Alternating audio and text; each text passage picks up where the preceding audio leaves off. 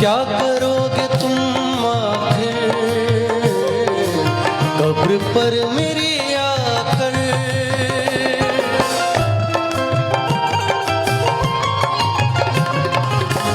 क्या करोगे तुम आखिर कब्र पर मेरी आकर। क्यों?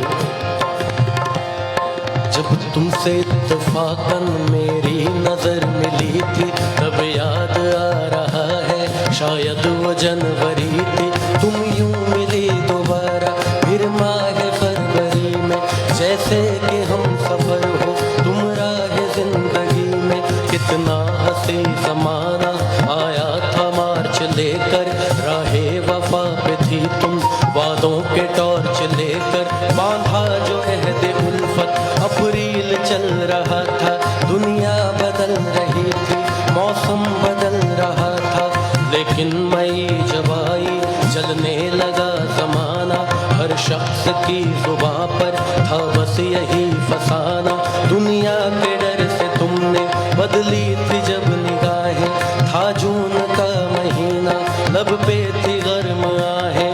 जुलाई में जो तुमने की बातचीत कुछ कम थे आसमां पे बादल और मेरी आंखें पूर्णम।